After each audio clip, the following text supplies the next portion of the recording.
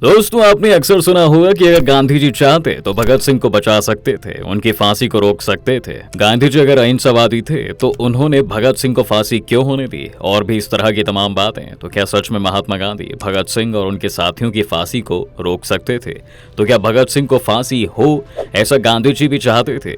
क्या है पूरी सच्चाई, इस वीडियो में जानेंगे। लेकिन उससे पहले हम आपको बताते हैं कि भगत सिंह को फांसी क्यों दी गई। दोस्तों, हम सभी जानते हैं कि भगत सिंह एक रिवॉल्यूशनरी फ्रीडम फाइटर थे जो देश को अपने तरीके से आजाद कराना चाहते थे। कांग्रेस ने आजादी के लिए जो तरीके अपनाए थे उससे भगत सिंह खुश नहीं थे। अंग्रेजों से आजादी और देश में स्वराज की स्थापना के लिए महात्मा गांधी ने साल 1919 में नॉन कॉपरेशन मूवमेंट लॉन्च की थी, जो कि पूरी तरह से अहिंसक और शांतिपूर्ण ढंग से होनी थी। लेकिन 1922 में हुए चौरी चौरा इंसिडेंट के बाद गांधी जी ने इस आंदोलन को रोक दिया। यह पहली बार था जब पूरे भारत से इतनी बड़ी संख्या में लोग अंग्रेजों के खिलाफ एक आंदोलन कर रहे थे। लेकिन आंदोलन को अचानक रोक देने के कारण लोगों में गुस्सा था। लोगों ने अभी अपनी पूरी एनर्जी को यूटिलाइज नहीं किया था, इसलिए कुछ यूथ अंग्रेजों के खिलाफ हिंसक तरीकों को अपना रहे थे। उसमें से कुछ लोगों ने चंद्रशेखर आजाद की अगुवाई में 1928 में हिंदुस्तान सोशलिस्ट रिपब्लिकन एसोसिएशन नामक एक ऑर्गेनाइजेशन की स्थापना दिल्ली के फिरोज शाह कोटला मैदान में की थी। इसमें प्रमुख रूप से भगत सिंह, चंद्रशेखर आजाद, रामप्रसाद बिस्मिल, सचिंद्र नाथ सन्याल, राजगुरु बी.के. दत्त भी शामिल थे। यह एक रिवॉल्यूशनरी ग्रुप था जिसका एम था कि देश को अंग्रेजों के चंगुल से आजाद कराना। इस ऑर्गेनाइजेशन से आने वाले लोग आजादी के लिए कोई भी तरीका अपना सकते थे और किसी भी हद तक जा सकते थे। 1927 में इंग्लैंड की सरकार साइमन कमीशन अपॉइंट करती है, जिसका काम था इंडिया आकर यहाँ के पॉलिटिकल सिचुएशन का जायजा करना और भारत के नए संविधान के लिए इंग्लिश गवर्नमेंट को सजेशन देना। 3 फरवरी 1928 को साइमन कमीशन की टीम भारत आती है। उस कमीशन में कोई भी इंडियन नहीं था, जिसे लेकर देश के अंदर नेशन वाइड प्रोटेस्ट ऑर्गेनाइज किया जाता है। लाहौर में साइमन कमीशन के अगेंस्ट हो रहे प्रोटेस्ट को कांग्रेस के senior leader Lala Lajpat Rai lead कर रहे थे। जब कमीशन लाहौर रेलवे स्टेशन पर पहुंचती है तो लाला लाजपत राय और दूसरे लोगों ने स्टेशन को चारों तरफ से घेर लिया, जिससे कमीशन बाहर ना निकल पाए। कमीशन को रास्ता देने के लिए पंजाब के सुप्रिंटेंडेंट जेम्स स्कॉट ने लाठीचार्ज का आदेश दे दिया। स्ट्राइक को लीड कर रहे लाला लाजपत राय को लाठी चार्ज के दौरान गंभीर रूप से चोट लगी, जिसके बाद उन्हें हॉस्पिटल में भर्ती कराया गया, जहां पर उन्होंने दम तोड़ दिया था। जैसे ही इस इंसिडेंट के बारे में भगत सिंह और उनके साथियों को पता चला, सभी बदले की आग में जलने लगे। हालांकि भगत सिंह, लाला लाजपत राय उन दिनों जिस हिसाब से आंदोलन कर रहे थे उससे सहमत नहीं थे, लेकिन एक अंग्रेज द्वारा मारे जाने पर उनका खून खौल उठता है और वे जेम्स स्कॉट को मारने की साजिश करने लगते हैं। और उनका साथ दे रहे थे चंद्रशेखर आजाद, राजगुरु और सुखदेव। लेकिन अपने ही एक साथी की गलती से इन लोगों ने स्कॉट की जगह 21 साल के पुलिस अधिकारी को मार दिया, जिसका नाम सैंडर्स था। सैंडर्स की हत्या के बाद से सभी पुलिस से बचकर भाग जाते हैं, जिसके बाद इन लोगों के लिए एक सर्च ऑपरेशन चलाया जाता है। यही इंसिडेंट लाहौर कॉन्स्पिरेसी केस के नाम से भी जाना जाता है। जी हाँ दोस्तों, हत्या के बाद लाहौर के अनारकली पुलिस स्टेशन में एफआईआर होती है। 2014 में एफआईआर की ओरिजिनल कॉपी को निकाला गया था, जो कि उर्दू में था। हैरानी की बात तो ये थी कि उस ओरिजिनल एफआईआर की कॉपी में भगत सिंह का नाम नहीं था, लेकिन इसके बावजूद उन्हें सैंडर्स की हत्या के लिए फांसी दी गई थी। 1929 में भगत सिंह अपने साथी बी.के. दत्त के साथ सेंट्रल असेंबली में बम फेंकते हैं और वहीं पर अपनी गिरफ्तारी देते हैं। भगत सिंह और बी.के. दत्त असेंबली में बम फेंकने के बाद अगर चाहते तो भाग जाते, लेकिन उन्होंने ऐसा नहीं किया क्योंकि वे लोग खुद को अरेस्ट करवाने के लिए ही आए थे। गिरफ्तारी के वक्त उनके पास एक रिवॉल्वर भी थी, जिससे उन्होंने सैंडर्स की हत्या की थी। रिवॉल्वर के होने से यह सिद्ध हो गया था कि सैंडर्स की हत्या में भगत सिंह शामिल थे। साल 1930 से अंग्रेजी हुकूमत और कांग्रेस के बीच एक बार फिर से संघर्ष हाई लेवल पर पहुंच चुका था।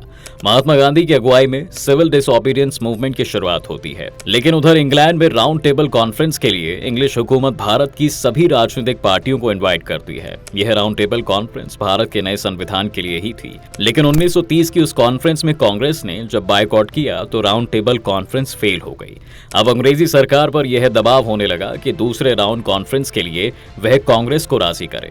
इसके लिए उस समय के वाइसराय इरविन और महात्मा गांधी के बीच एक समझौता होता है। यह समझौता 5 मार्च 1931 को होता है और इसे गांधी इरविन पैक्ट बोला गया। यही वो समझौता था जब इंग्लिश गवर्नमेंट बैकफुट पर थी और कांग्रेस गवर्नमेंट को किसी भी बात के लिए फोर्स कर सकती थी। लेकिन लोगों का आरोप लगा कि समझौते में गांधी ने भगत सिंह की फांसी रोकने के लिए लिए इरविन से नहीं बोला था। इस समझौते के तहत सरकार उन सभी को जेल से रिहा करने के लिए अग्री थी जो हिंसा में इन्वॉल्व नहीं थे। यहीं से गांधी जी पर लोग सवाल उठाने लगे कि जब भगत सिंह की फांसी की सजा को नहीं समाप्त किया गया तो गांधी जी ने समझौता ही क्यों किया। इस समझौते पर सवाल उठाने वाले लोगों में कांग्रेस के लीडर सुभाष चंद्र बोस भी शामिल थे। वे इस समझौते को होने से रोकना चाहते थे, लेकिन कांग्रेस वर्किंग कमेटी इस मुद्दे पर गांधी जी के साथ थी। गांधी जी ने भी कहा था कि भगत सिंह ने देश के लिए जो भी किया उसका मैं सम्मान करता हूं, लेकिन उन्होंने जो रास्ता अपनाया उसको मैं कभी भी सपोर्ट नहीं कर सकता। गांधी जी का कहना था कि अगर सभी लोग हिंसक रास्ता अपना लेंगे तो समाज में कोई नहीं रह पाएगा। उस दिन से पूरे देश भर में लोग गांधी जी के खिलाफ बोलने लगे।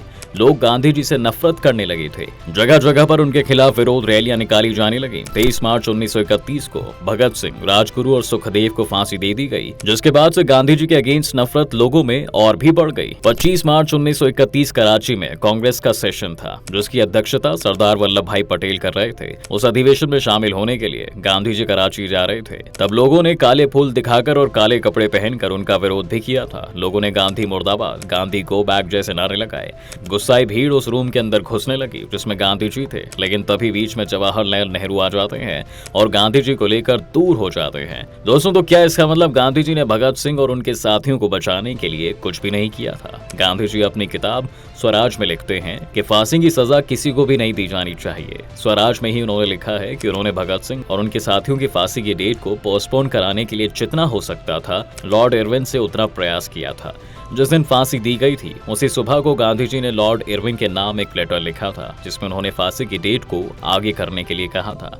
लेकिन शायद तब तक बहुत देर हो चुकी थी, क्योंकि इरविन और अंग्रेजी हुकूमत ने भगत सिंह और उनके साथियों को फांसी देने के लिए अंतिम फैसला कर लिया था। ऐसा इसलिए क्योंकि फांसी को रोकना उस वक्त इम्पॉसिबल था, लेकिन एक बार अगर फांसी की डेट पोस्टपोन हो जाती तो फिर फांसी देना अंग्रेजों के लिए भी आसान नहीं होता। शायद यही सोचकर गांधी जी ने वायसराय इरविन से फांसी की डेट को पोस्टपोन करने का आग्रह किया था। गांधी जी और इरविन के बीच जो समझौता हुआ था उस पर रिसर्च करने के बाद यह सामने आया कि उस समझौते में भगत सिंह की फांसी की बात करना गांधी जी को उतना इंपॉर्टेंट नहीं लगा था, और शायद उस दिन अगर गांधी जी इरविन से फांसी को रोकने को लेकर फोर्स करते तो फांसी रुक भी जाती। लेकिन गांधी जी ने ऐसा करना उचित ना समझा, जिसके लिए उन्हें लोगों के गुस्से का शिकार होना पड़ा था। दोस्तों, आपको बता दें कि भगत सिंह अपनी फांसी को रोकने के लिए खुद सहमत नहीं थे, क्योंकि जब उनके पिता ने फांसी को रोकने के लिए अंग्रेजों से रिक्वेस्ट की थी तो भगत सिंह अपने पिता पर गुस्सा हो गए थे। ऐसा कहीं पर भी कोई साक्ष्य नहीं मिला है कि फांसी ना रुकवाने के लिए भगत सिंह गांधी जी से नाराज थे। वैसे देखा जाए तो फांसी का दबाव इरविन पर भी था। जैसे ही पंजाब पुलिस के लोगों को यह जानकारी होती है कि भगत सिंह की फांसी को रोकने के लिए गांधी जी ने इरविन को लेटर लिखा है, उसके तुरंत बाद ही पंजाब पुलिस के सभी अधिकारियों ने एक साथ मिलकर इरविन को धमकी भरा एक पत्र भी लिखा था कि अगर भगत सिंह की फांसी रोकी गई तो वे सारे एक साथ रिजाइन कर देंगे। और फिर इसी दबाव के चलते इरविन ने भी गांधी जी के लेटर को सीरियसली नहीं लिया था। भगत सिंह की फांसी को रोकने के लिए गांधी जी ने जो भी एफर्ट किए थे उनका जिक्र हमने इस वीडियो में किया। आपको क्या लगता है दोस्तों, गांधी जी ने फांसी को रोकने के लिए एफर्ट किया कि नहीं? कमेंट करके जरूर बताएं। साथ ही जो लोग चैनल पर फर्स्ट टाइम वीडियो को देख रहे हैं और चैनल को सब्सक्राइब अभी तक नहीं किया है तो चैनल को जरूर सब्सक्राइब कर दें, और आप हमारे फेसबुक पेज को भी लाइक कर सकते हैं। वहां से भी आपको रेगुलरली इंपॉर्टेंट अपडेट मिलती रहेगी। वीडियो देखने के लिए आप सभी का बहुत बहुत धन्यवाद।